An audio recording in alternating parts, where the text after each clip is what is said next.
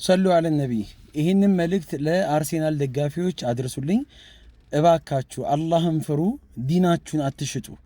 ዛሬ ጊዮን ላይ የተዘጋጀ ፕሮግራም አለ። እዚህ ፕሮግራም ላይ አዘጋጆች ለራሳቸው ጥቅም ያደረጉ ሲሆነ ነገር ነው። እዚህ ፕሮግራም ላይ ዛሬ አርሴናል ዋንጫ ስለሚያነሳ አንድ ላይ በጋራ ሆነን ዋንጫውን እናንሳ። አንደኛ ምንም የማይገናኝ ነገር ነው። ሁለተኛ ደግሞ ስሜታችሁ ሊሆን ይችላል፣ ፍላጎታችሁ ሊሆን ይችላል። ፍላጎታችሁን መግታት ደግሞ ከኢማን ነው። ስሜታችሁን ማሸነፍ ከኢማን ነው። ስለዚህ እዚህ ቦታ ላይ አላህ ሱብሓነሁ ወተዓላ ምናልባት ጊዮን ሆቴል የተዘጋጀው ፕሮግራም ምናልባት ይህ ፕሮግራም ላይ የማይቀር ነገር ነው። ኸምር ልትራጩ ትችላላችሁ። ዘፈን ሊከፈት ይችላል። ሰዎች የተለያየ አስካሪ መጠጦችን ሊጠቀሙ ይችላሉ። ማላያኒ ወንድና ሴት መቀላቀል ሊፈጠር ይችላል። ምን አገናኘው አትበሉ። ወላሂ እስልምና ከማይገናኘው ነገር ጋር የለም፣ ከሁሉም ነገር ጋር ይገናኛል እስልምና። አላህ ይናገራል፣ ወላ ተርከኑ ኢለለዚነ ዘለሙ ፈተመሰኩሙ ናር። ንጹህ ነኝ ከዚህ ነገር ራሴን ቆጥቤ እቀመጣለሁ እንኳን ብትሉ ነፍሳቸውን ከበደሉ ሰዎች ጋር አትሆኑ። ለነሱ የመጣው እሳት እናንተን፣ ለነሱ የመጣው ቅጣት እናንተን ይነካችኋልና ብሎ አላህ ተናግሯል። ስለዚህ መን ተጃለሰ ተዋረሰ፣ ከተቀመጣችሁ ሰው ጋር ተመሳሳይ የሆነ ክስተት ነው የሚፈጠረው። ስለዚህ ለምን ይህን ያህል ስሜታዊ መሆን ለምን አስፈለገ? ይህን ያህል ዲንን መሸጥ ለምን አስፈለገ? ይህን ያህል ሀገር መበጥበጥ፣ ሰዎችን ማወክ፣ የሰዎችን ስሜት መረበሽ ለምን አስፈለገ? አደራችሁን ተው፣ ወላሂ አይበጃችሁም።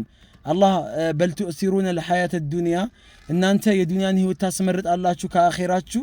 አሁን ያላችሁበትን ወር ያላችሁበትን ቀን ተመልከቱ። የጾም ቀን ነው፣ ዒባዳ የሚደረግበት ቀን ነው።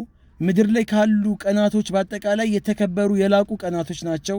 በእነዚህ ቀን ወደ አላህ መቃረብ ነው ወይስ ደግሞ አላህ ማስከፋት ነው የሚያስፈልገው? ስለዚህ እዚህ ቦታ ላይ ጊዮን ሆቴል ብላችሁ አትሂዱ። ኸምር የሚሸጥበት ቦታ ነው።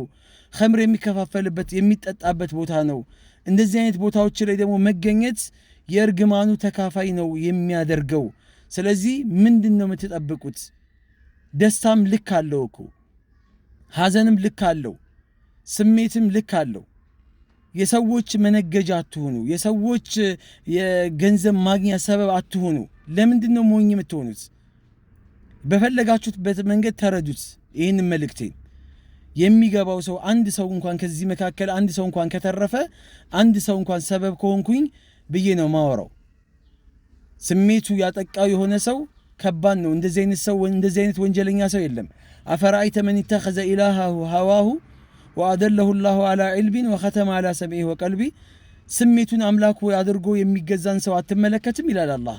ስሜትን አምላክ አድርጎ መገዛት ይሄ በዚህ ደረጃ እንደው ሞኝ መሆን መጃጃል ምን ይሉታል? ወላሂ በጣም ነው የሚያስጠላው፣ በጣም ነው የሚደብረው። አሁን ዛሬ ሌሊቱን ሙሉ ስትረብሹ ከተማውን ስታምሱ ነው የምትውሉት።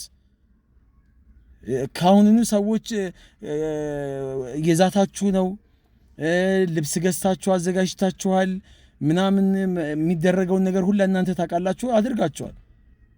ነገ አማመላህ ሊያስጠይቀን የሚችልን ተግባር መፈጸም ተገቢ አይደለም።